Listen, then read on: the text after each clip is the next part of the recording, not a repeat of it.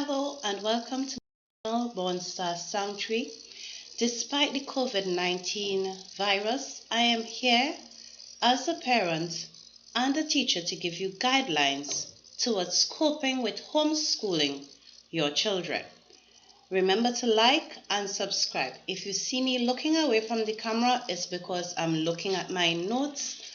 They are not set in any area of importance, but it's just the general tips that you can use and implement while homeschooling at a period and a time like this. Thanks again for your likes. Thanks again for your support. And please feel free to leave any comments and I'll get back to you. So, get your pencil or your pen and your paper and start taking notes, because it's informative and important for all parents to get some kind of help within homeschooling in a crisis and a time like this. Right, so the first thing that I want to mention is that depending on the age of your child, the lesson or what you want to teach, the time would vary. So basically, for a child that attends preschool, a lesson for them would last at least 15 minutes. So 10 to 15 minutes, and that's the time frame of the attention span for a child like that. A child that is in first year to second year, their lesson can go to 15 to 20 minutes. Do not push any further than that, because the attention span would be gone after that. What you can do as a guideline is set an alarm on your phone, so when you hear the alarm go off, you know, okay, give this child a break at this time. For a child that is in standard 1 to standard 2, you can go for 20 to 30 minutes depending on what it is that you are teaching. If the lesson finishes beforehand, it's not a problem. For a child that is in standard 3, you can give them 30 to 35 minutes. For a child that is in standard 4, standard 5, you can push for 45 minutes. However, you need to know your child.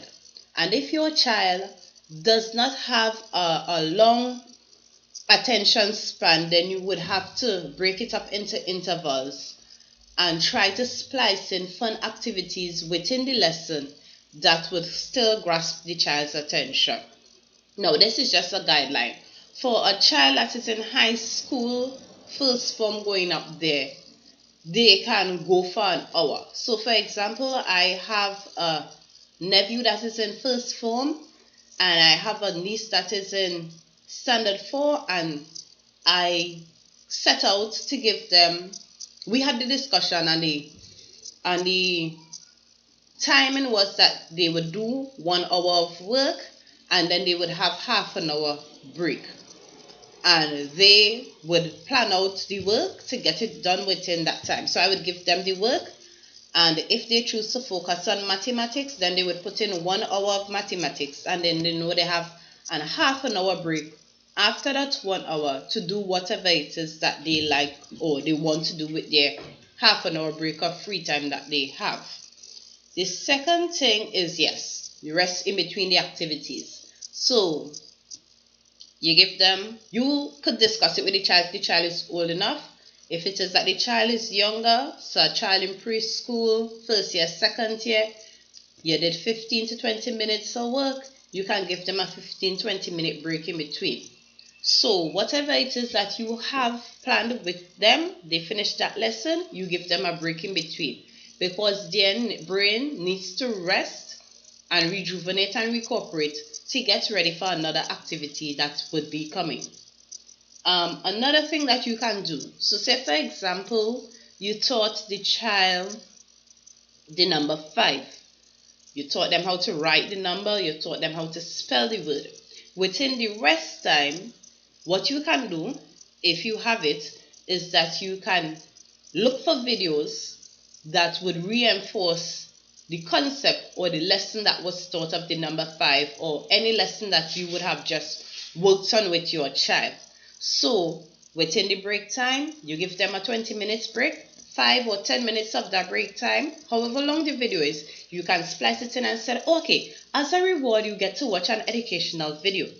You look it up and you have it there, and you can put them to watch that video while it is that you go and do whatever it is that you're gonna do on your break time. Because believe it or not, homeschooling, you the parent need to also rejuvenate and recuperate your mind, especially if the child would have given you some kind of resistance during the lesson. Another thing that you can do is plan the activities ahead. So if it is that you have a teacher that is working with you, that is sending work, whether it's email, WhatsApp, however it is, you can spend either early in the morning or the night before, you look at the activities that the teacher would have done or sent, and you said, all right, I want to get these 4 things done today. So it's not that, okay, we're starting homeschool and you're not sure where you are. You need to be confident of where you are and what it is that you plan to work on with your child for the day and for that period. Another tip is to gather your resources in advance. So if it is that you're going to teach mathematics and you know that you would need some counters, or you would need some solids, or you need some plane shapes, look around your house. If it is that you're teaching cylinders, look for what kind of beans that you have. Look to see if it is that you have any evaporated milk.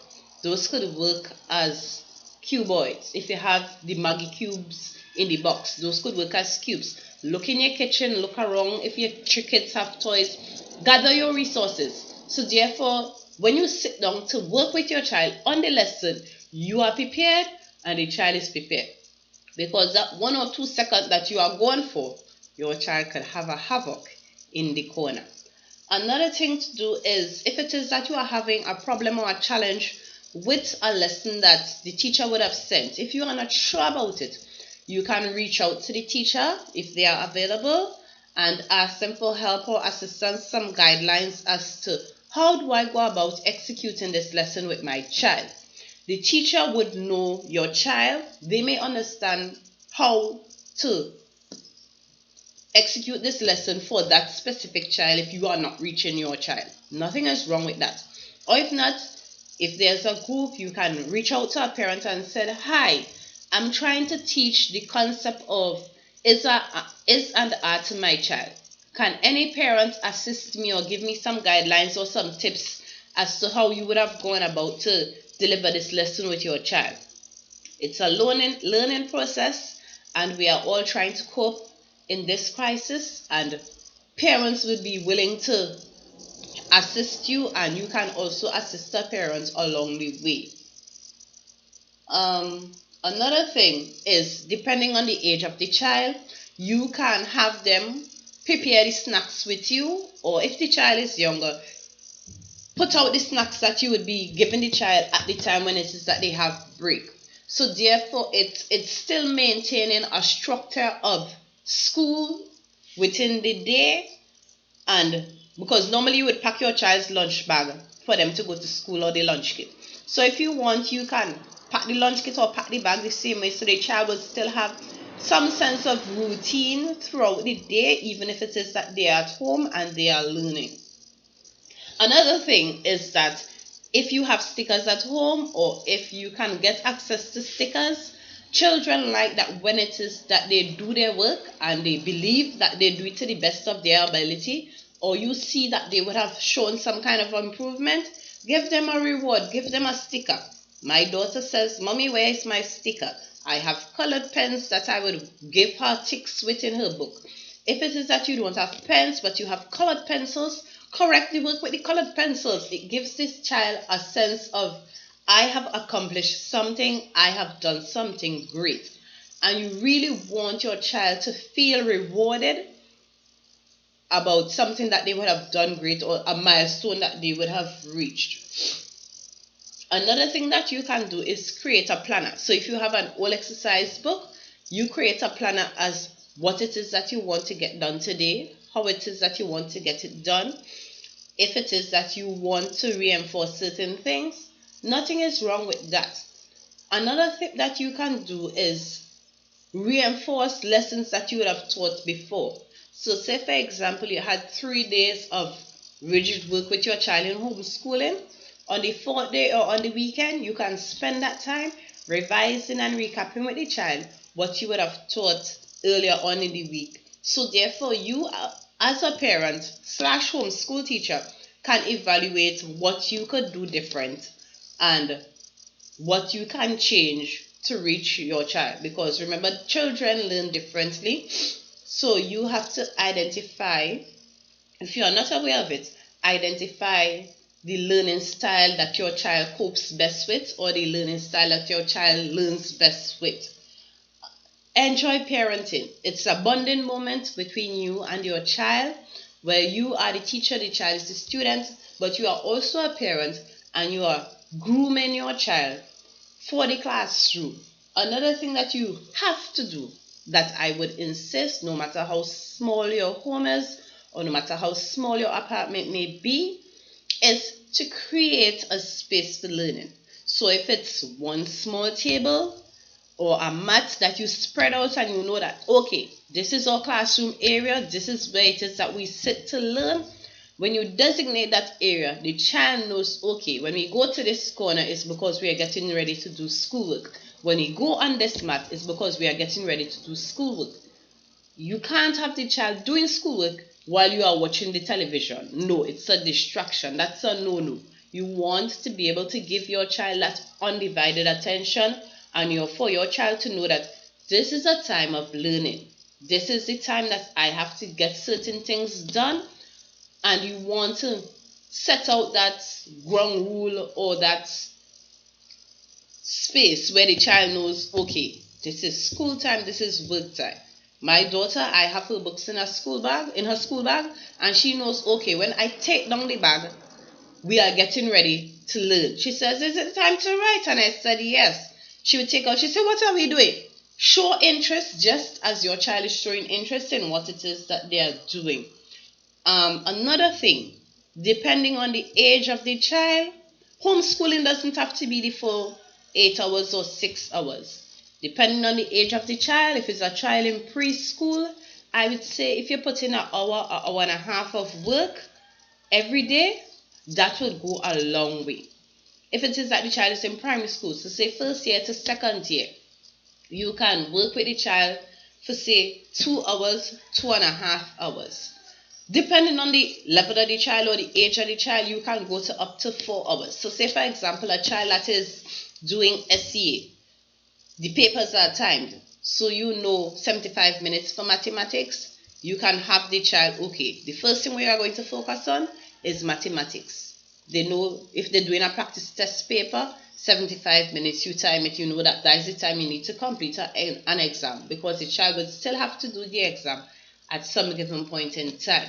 So you can work the time span of the exam and let the child know, okay, this is the time span. I am timing you to do your practice booklet. If you are finished beforehand, that does not mean to say that you can move. Sit down, check over, because we are actually prepping you for the actual examination condition. So work with your child. It may be stressful. It may call for times when you would need to stop and walk away and compose yourself and come back again. Nothing is wrong with that, because it's a stressful time. You're not accustomed being around the children all the time. You need some me time. That's no problem. Work with them. Take a break if needs be. Find coping mechanisms for you. Find coping mechanisms for your child. If it is that you have a yard, that there's space that you can take the child outside to play, please do so, because the child becomes frustrated from being cooped up inside all day. So parents, again, thank you for watching. Thank you for likes. Leave any comments or ask any questions that you may have. I would be willing to respond to them. So remember to wash your hands frequently. Encourage your children to wash their hands frequently. Try to be and stay safe in this time and this period. Again, I say thank you for watching, and return every week to see what new videos I would have posted on my channel. Thanks again for your support.